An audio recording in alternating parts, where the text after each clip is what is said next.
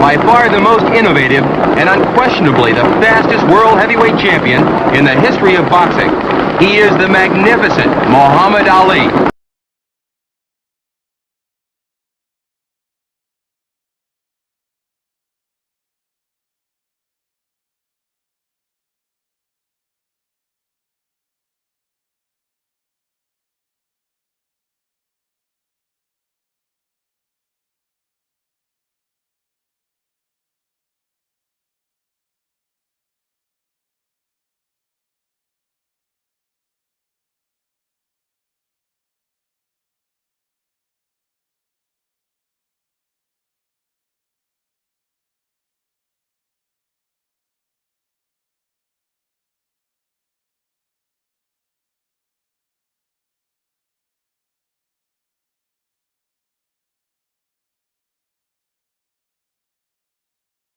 My conscience won't let me go shoot my brother or some darker people or some poor, hungry people in the mud for big, powerful America and shoot them for what? They never called me nigger.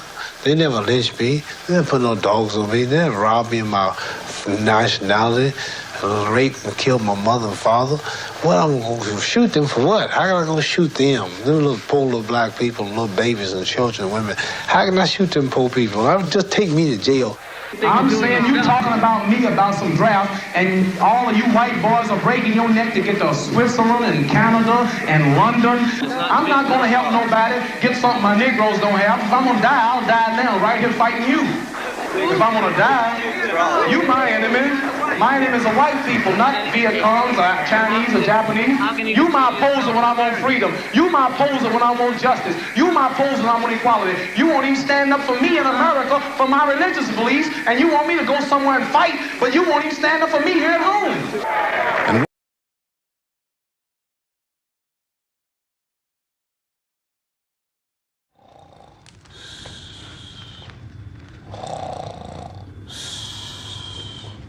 Muhammad Ali, is that the way you feel about boxing at the moment? Hey.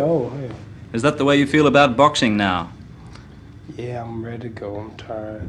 One more year, my friend, I want to get out. I want to get out. Why? Because, it's all right if I relax. I want to get out because I'm on top, still pretty. People out there see how pretty I still am. I'm still pretty, intelligent, invested well. And I want to get out while I'm still the champ. And this year be the best year. Muhammad Ali, in 1960 you won a gold medal at the Rome Olympics. Then apparently a few months later you stood on a bridge on the Ohio River and threw it away. Could you tell me why you did that? Well, I always had some mystical idea that if I could become a big black man in the southern city or one of prestige or wealth, I could be treated different, or maybe I could have powers to open doors. At the time, it's much better now, but at the time in 1958, we couldn't eat in the restaurants in Louisville. We couldn't eat downtown. One day I saw two Africans go in with their robes and their turbans. They couldn't speak English. I heard the man say, "Let them in, they're not Negroes." I said, something's wrong. I can't say it's because I'm black, because they're so black and they're blue, but they went in. So I said, well, I get my Olympic gold medal, then I'll go in. I went and got my gold medal, went back in, ordered 2 cheeseburgers, and they said, sorry, we don't serve Negroes. I said, I don't eat them either, just give me 2 cheeseburgers. And she said, you're getting smart. She called the manager, and he said something about, I don't care who he is. She said, Cassius Clay, I don't care who he is. Anyway, the motorcycle gang came in, and we had this fight, you read it. But the idea was I couldn't eat there, so I got so angry. I drove to the Ohio River and stood there and looked at the gold medal, and I could imagine that American flag waving when they played the national anthem when I beat the Pole and the Russian. Dun, dun, dun, dun, dun, dun. And I'm standing with the medal on. Dun, dun, dun, dun, dun, dun. I said, boy, I'm going back to Louisville, and I can eat now. I can go in the restaurants, put them on the spot. They can't put me out there. I'm the champ of the world. I'm in a big country like Rome, representing the United States, one little city named Louisville, and now I done beat the whole world. Boy, dun, dun. They put me out of that restaurant. I said, this medal ain't worth a damn. I become so frustrated. Now I wish I still had it because I wouldn't become as frustrated now. But at the time, I took that medal and said, it ain't worth nothing, I don't care. I took it off my neck and said, it ain't no good, it ain't, throw it in the Ohio River.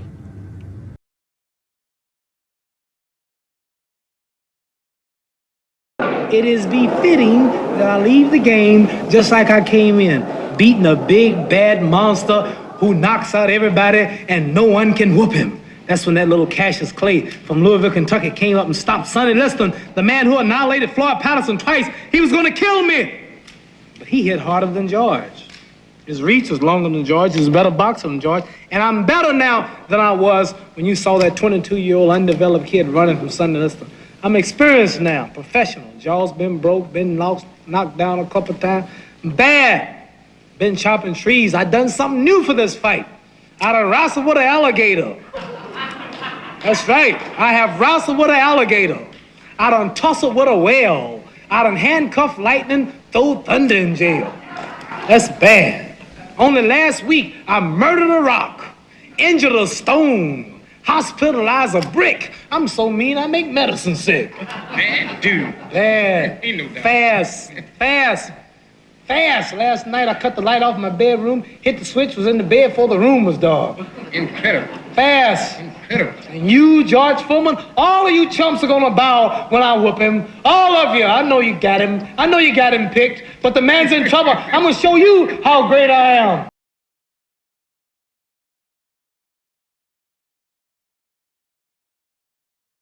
So what I'm going to do when I get out of boxing is to get myself ready to meet God, because my plane might blow up. Don't planes blow up in this country sometime and crash? Don't people die every day? Not every day. It's a scary thing to think that I'm going to hell, to burn eternally forever. So what am I going to do? Reason I'm taking I'm explaining what you asked me a question. You ask me questions, I can't just answer like that. When I get out of boxing or when I'm through, I'm going to do all I can to help people. That's why I'm here with Johnny Walker. Here's a poor man, came all the way to America. Here's a bunch of boys need some money, and somebody is calling me to help them. God is watching me. God don't praise me because I beat Joe Frazier. God don't give nothing about Joe Frazier. God don't care nothing about England or America as far as your wealth is all his. He wants to know, how do we treat each other? How do we help each other? So I'm going to dedicate my life to using my name and popularity, helping charities, helping people, uniting people, bring people bumming each other because of religious beliefs. We need somebody in the world to help us make peace. So when I die, if there's a heaven, I want to see it. Because we live how long? 80 years? The odds are everybody in this room, some of you are going to be dead 20 years from now, some of you are going to be dead 50 years from now, some are going to be dead 30, and some are going to be dead 60, 70 years from now. We all going to die soon. And if you live to be, say, 125 years old, which we don't do, right? Let's say we live to be 250, and you can have sex for 145 of those years. You're going to come to the end after that. So we don't have but about 80 years on earth.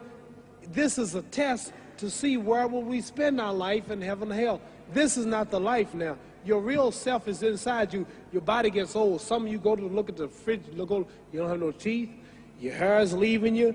Your bodies get tired. But your soul and your spirit never die. That's going to live forever. So your body is just housing your soul and spirit.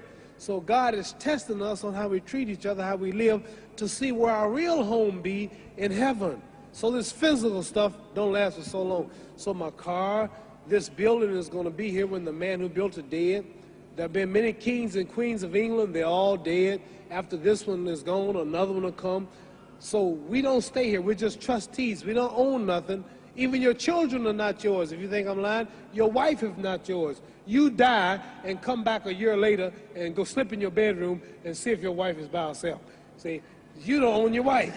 You don't own I divorced my wife. You may have read about it. And my 4 children, they call another man daddy now. They don't see me no more. You don't own your children. You don't own your family. So what am I saying? The most important thing about life is what's going to happen when you die. Are you going to go to heaven or hell? And that's eternity. How long is eternity? Let's imagine. Take the Sahara Desert. There's a lot of sand on the Sahara Desert, right? Then imagine that one grain of sand represents 1,000 years, and when you're in hell burning, when you die and go to hell, you're going to burn forever and ever, no end. How long is that? Give you an idea how long eternity is. Take the Sahara Desert, and I told you to wait 1,000 years. And every 1,000 years, I want you to pick up a grain of sand until the desert is empty. Okay, wait 1,000 years, pick up the first grain. Wait another 1,000 years before you get the next grain. Keep that up until there's no more sand in the desert. Whew. You know how long America's not but 200 years old. We got 800 more years to go before 1,000. So it just scares me to think that I'm going to die one day and go to hell. I'm on an airplane that might blow up. I'm always traveling. And to go to hell and God is going to judge my soul. The police, I might kill people. I might rob people. The authorities might not catch me.